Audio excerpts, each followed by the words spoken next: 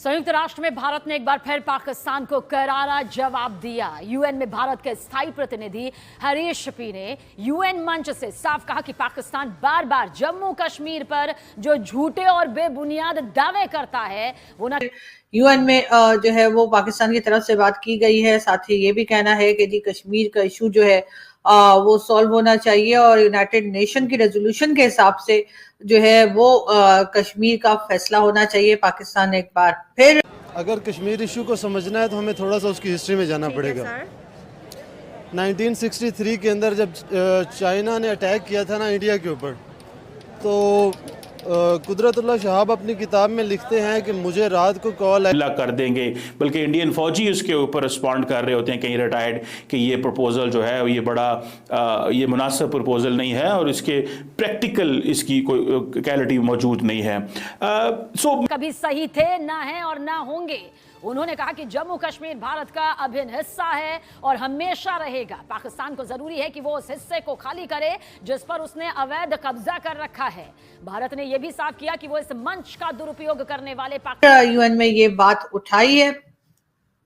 अब जाहिर है जब पाकिस्तान ऐसे बात करेगा तो भारत की तरफ से भी कोई ना कोई रिस्पांस आएगा और भारत ने भी रिस्पांस किया है और भारत ने पाकिस्तान की इस बात चाइनीज एम्बेसडर की कि आप हमने अटैक कर दिया, इस वक्त इंडिया जो है वो वल्नरेबल कंडीशन के अंदर है, आप अगर वहाँ से आकर अपना कश्मीर आज़ाद करवाना चाहते हैं तो आप करवा सकते हैं। ये चाइना ने हमें ऑफर की थी जब इंडिया और चाइना की। मैं इसके ऊपर बड़ी लंबी बहस कर सकता हूं कि इंडिया का जो स्ट्रेटेजिक कैलकुलस है, इंडिया की जो डिफेंस लीडरशिप है, अभी प्राइम मिनिस्टर मोदी ने जब ये सवाल हुआ पाकिस्तान के बारे में तो उन्होंने सवाल का जवाब दिया, हाँ वो टेररिज्म या उन चीजों में लिंक करना कर दिया है कि यूएन जो है वो पाकिस्तान और भारत के बीच में जो इशू चल रहा है कश्मीर का, उसके ऊपर जो है यूएन जो है वो कोई अपनी रेजोल्यूशन के जरिए कोई फैसला करे।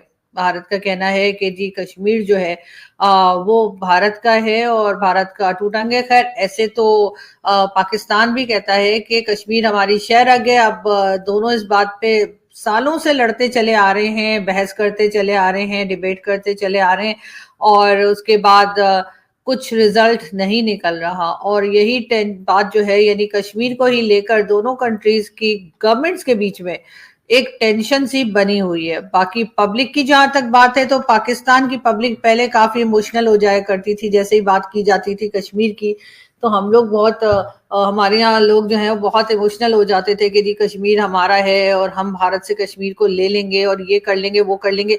लेकिन आहिस्ता आहिस्ता जैसे जैसे वक्त गुजरा पाकिस्तान के हालात जो हैं, चाहे वो इकोनॉमी हो, फॉरेन पॉलिसी और कई दूसरी चीजें पाकिस्तान की वो खराब होती चली गई।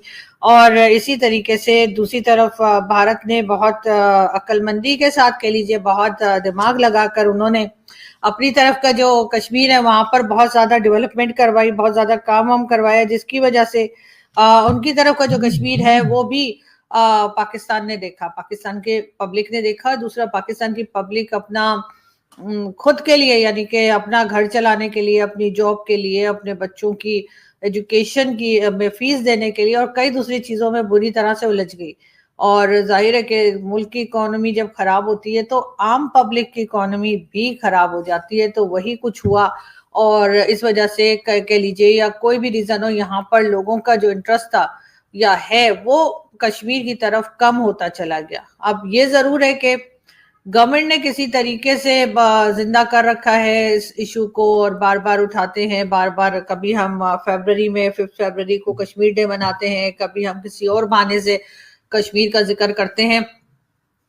इंटरनेशनली कहीं भी पाकिस्तान की गवर्नमेंट के लोग जाएं या ऑफिशियल शहाबनामा के अंदर, शहाबनामा के अंदर मैं रेफरेंस दे रहा हूँ, ठीक हो गया। कुदरतुल्लाह शहाब ये लिखते हैं बकायदा, ठीक हो गया सर। वो डिप्टी कमिश्नर रहे हैं, वो सेक्रेटरी, वो डिफरेंट ऐवानों में काम कर चुके हैं, आप जानते हैं उनका नाम बहुत बड़ा है पाकिस्तान की हिस्ट्री में।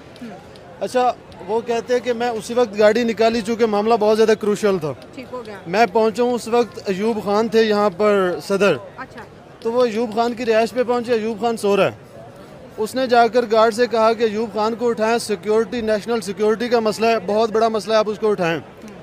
वो लिखते हैं कि मैंने 15 मिनट उस गार्ड को समझाने में लगाए हैं कि मामला बहुत ज़्यादा क्रूशल है और वो कहता था आगे से गालियाँ पड़नी। अच्छा।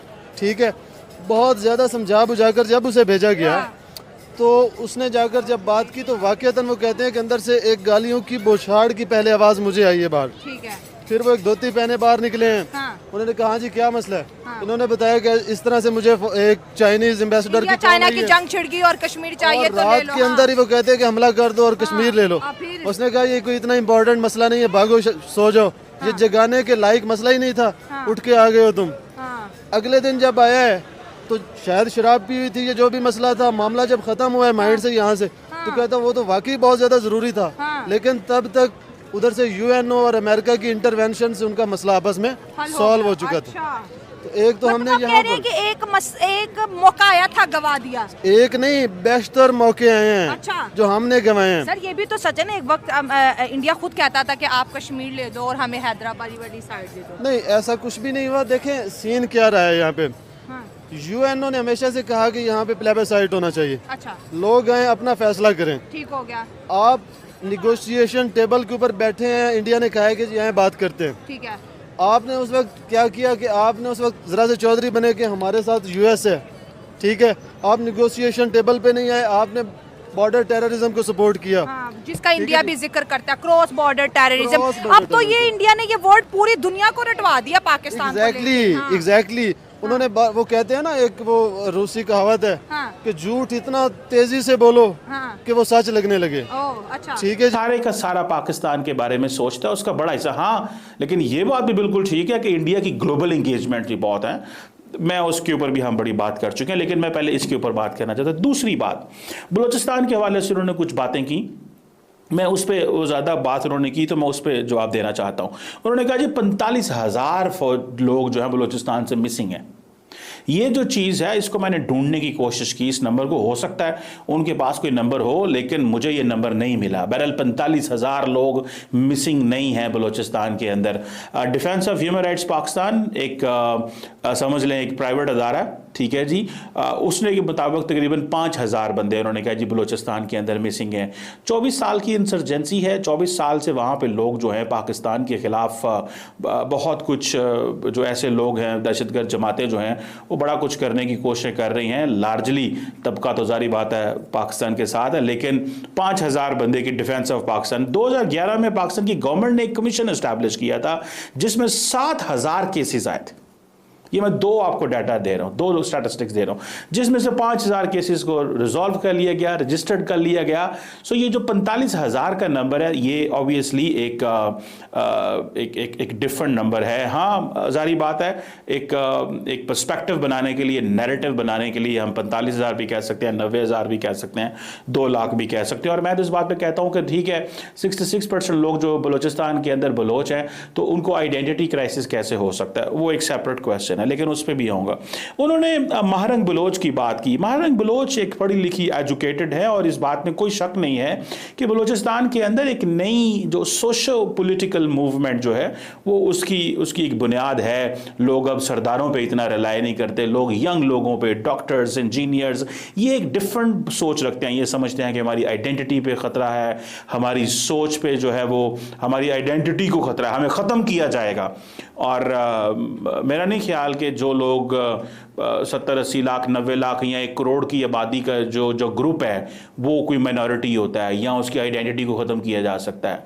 1 करोड़ बंदे की या 80 लाख बंदे की, 90 लाख की आबादी के लोगों की आप आइडेंटिटी ख़तरे में नहीं होती। इतने तो मुल्क हैं यूरोप के अंदर जितने सिर्फ बलोच हैं बलूचिस्तान के अंदर। Balochistan is 43% of Pakistan territory with just 6% of Pakistan population. बड़ा स्कैटर्ड है। सो ये जो नैरेटिव है कि मेरे साहब ने यह भी कहा कि जनाब वो इस्लामाबाद आई थी लेकिन वो सवाल पूछने आई थी और वो कहने आई थी हमारे हकूक़ छीन लिए गए। मैं इस बात पे एग्री करता हूँ कि बहुत सारी हुकूमत पाकिस्तान ने उस तरह डेवलपमेंट वहाँ पे नहीं की, या वहाँ पे सरदारी सिस्टम या सोशल सिस्टम एक डिफरेंट होने की वजह से बहुत सारे मसले मसाइल थे।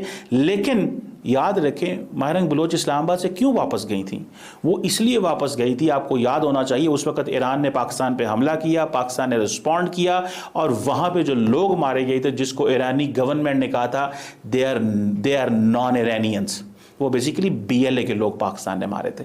और महरंग बलोच ने इस्लामाबाद में धरने में बैठ के ये कहा था कि तुम इस बात पे क्यों खुश होते हो कि पाकिस्तान ने ईरान पे हमला किया है, वो लोग हमारे ही लोग थे, वो यानी कि वो बलोच मारे गए थे, वो बलोच मिलिटेंट्स मारे गए थे। सो इट मींस कि वो जो मिलिटेंट्स हैं वो उनको भी ओन करती हैं। और अभी ये जो रिसेंटली सो इसमें ये जो ईरान जो इस्लामाबाद से वो गई थी, पहली बात तो यह है कि मैं हर एक किस्म के हकूक की हक में बात